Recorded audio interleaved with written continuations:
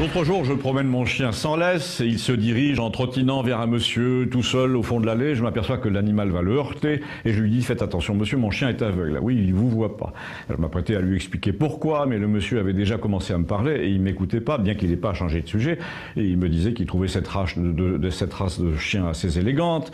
Il m'a dit que ces chiens, à lui, étaient des chiens de chasse, que maintenant sa fille les avait pris à Toulouse parce qu'il était trop vieux. Comme j'essayais de lui dire que malgré son handicap, mon petit chien n'était ni malheureux ni encombrant, et que finalement il se guidait à l'odeur et à l'oreille, il a enchaîné, toujours pendant que je parlais, en couvrant ma voix, en me disant que les bêtes vous consolaient des hommes. Lui, par exemple, il avait des problèmes cardiaques en ce moment, il passait sa vie chez les médecins spécialistes, et l'un lui disait « faut intervenir avant 4 mois », et l'autre, le chirurgien, lui faisait dire par son secrétariat qu'il n'avait pas de place avant 6 mois. Donc il m'a dit « si ça se trouve, je serais mort avant d'avoir obtenu un rendez-vous », mais tout le monde s'en fout.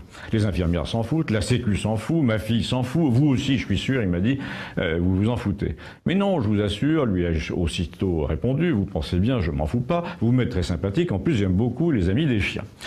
Après quoi, je lui ai raconté que j'avais plus ou moins l'intention de prendre un deuxième chien de la même taille et du même âge à la SPA, parce que comme ça, il ferait le chien d'aveugle pour son congénère. Je m'attendais à ce qu'il me réponde que c'était une bonne idée, mais il était déjà reparti sur autre chose, que sa fille élevait mal ses enfants à Toulouse, qu'elle leur avait payé à chacun un scooter, comme si on avait besoin d'un scooter à 14 ans.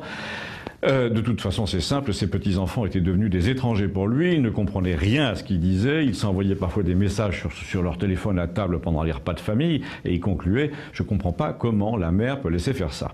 Déjà, ils foutent rien à l'école, maintenant il paraît qu'avec leur forfait, ils peuvent regarder la télé pendant les cours dans leur trousse, c'est le cadet qui s'en est vanté l'autre jour.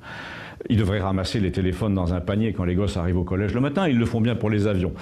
Alors il préconise ensuite des solutions farfelues, il était assez mécontent de tout, il n'aimait pas le nouveau président non plus, qui avait été grossier avec l'armée parce que lui avait été militaire. Il disait que Macron avait l'air d'un représentant de commerce avec ses chaussures pointues, et il a enchaîné sur les chaussures pointues qui lui paraissaient un signe de décadence.